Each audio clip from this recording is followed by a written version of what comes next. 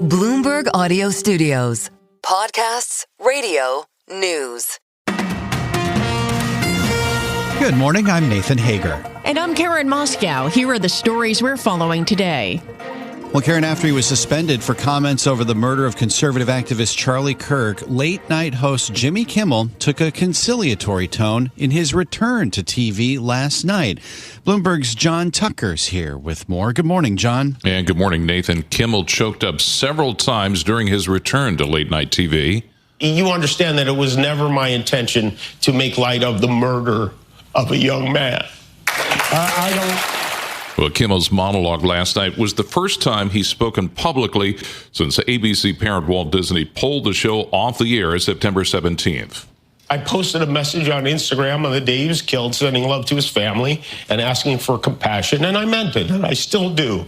Nor was it my intention to blame any specific group for the actions of what it was obviously a deeply disturbed individual. Kimmel personally negotiated his return with Disney CEO Bob Iger. Later in the show, actor Robert De Niro showed up as a guest, playing the role of the FCC chairman, Brendan Carr, echoing the characterization of Carr's comments last week about ABC and Kimmel, saying, "We can do this the easy way or the hard way." Well, Sinclair and Nexstar Media Group, two of the largest local ABC TV stations, said they would continue to keep Kimmel's show off the air, and that's until further notice. And, John, I guess President Trump is continuing to react to Jimmy Kimmel's return, huh? Yeah, this was a social media post, and it was just minutes actually before Kimmel's show aired. Trump floated the prospect of unspecified future legal challenges against ABC over Kimmel's return, calling him an arm of the Democratic Party. This is a direct quote. "Last time I went after them, they gave me $16 million, Trump wrote, and this one sounds even more lucrative." In New York, I'm John Tucker, Bloomberg Radio. All right, John, thank you. Now let's get to the latest from the UN General Assembly. President Trump is signaling more support for NATO after recent Russian incursions into its airspace. The president was asked about it during a meeting with Ukrainian President Volodymyr Zelensky. Mr. President, do you think that NATO countries should shoot down Russian aircraft if they enter their airspace? Yes, I do. And the president also says he thinks Ukraine is in a position to take back all the territory it's lost to Russia with support from the European Union. He says 3.5 years of war have devastated the Russian economy. The terrible war should have ended, and Russia should have stopped it. But they've been 3.5 years, and they've gotten not so far.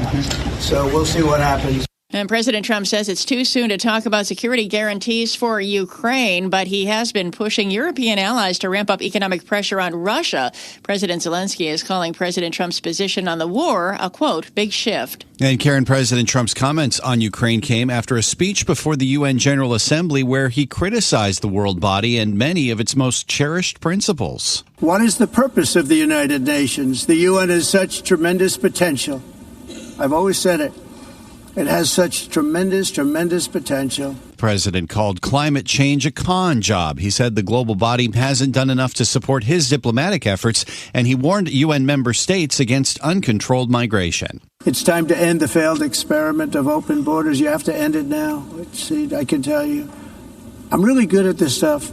Your countries are going to hell. And President Trump complained about a faulty teleprompter and an escalator that broke down before his speech. He said the two things he got from the United Nations were a bad escalator and a bad teleprompter. It was election night in one part of Arizona, and a Democrat has won the vote in the state's 7th district. Adelita Grijalva is the choice to succeed her father, late Democratic Representative Raul Grijalva.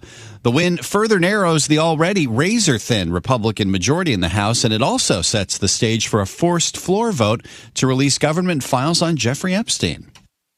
Well, Nathan, both the House and Senate are on recess as the clock takes toward a possible government shutdown on October 1st. And Bloomberg's Amy Morris has the latest from Washington. House Democrats are set to meet on Capitol Hill September 29th. House Minority Leader Hakeem Jeffries sent a letter to Democrats saying that they'll also have a virtual meeting on the 26th to find a path forward. Jeffries says they're ready to meet with anyone, anytime, at any place. He accused Trump of chickening out of the meeting they were supposed to have with the president this Thursday. Trump canceled, saying that Democrats have to drop their demands for renewing health care subsidies and ending Medicaid cuts before he'll agree to negotiate with congressional leaders. Bloomberg Economics reports a government shutdown is now more likely and may be harder to end. In Washington, Amy Morris, Bloomberg Radio. All right, Amy, thank you. We have more economic news this morning. New comments from Fed Chair Jay Powell. He says the outlooks for the labor market and inflation both face risks.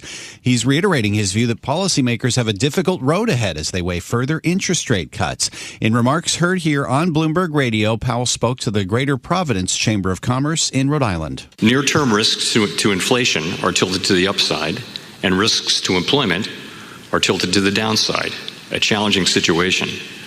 Two-sided risks mean that there is no risk-free path. Fed Chair Jay Powell offered no hints as to whether he might support a rate cut at the Fed's next meeting next month. Well, Nathan Powell's outlook helped drive stocks down from all-time highs. Mag 7 stocks led the declines, dropping 1.5%. This morning, shares of Micron, they are higher. They are up about 1.33%.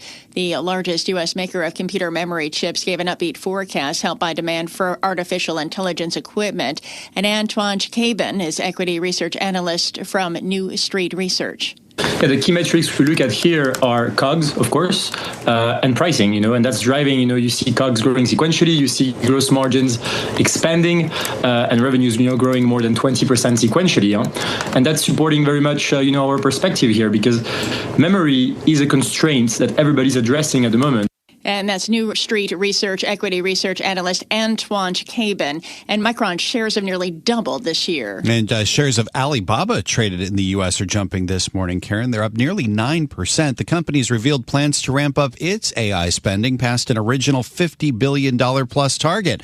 Alibaba also says it's integrating NVIDIA's suite of so-called physical AI tools into its cloud software platform. It is a notable collaboration between two of the leading AI names in the U.S. and China. Time now for a look at some of the other stories making news in New York and around the world. For that, we're joined by Bloomberg's Michael Barr. Michael, good morning. Good morning, Karen. Ryan Ruth has been found guilty of attempting to assassinate Donald Trump at a Florida golf course last year. After the verdict, Ruth tried to stab himself in the neck with a pen, but was quickly restrained by officers. The jury took about 2 hours to reach their decision. Ruth, who represented himself in court, faces life in prison with sentencing scheduled for December 18th. President Trump praising the verdict, saying justice was served. I'm very appreciative of the justice that was given and the way it was handled by Pam Bondi and Todd Blanche. Prosecutors say Ruth spent weeks plotting to kill Mr. Trump but did not fire his weapon. On the southern Chinese coast, rain and wind as Typhoon Regasa, one of the strongest in years, slam waves taller than lampposts onto Hong Kong promenades.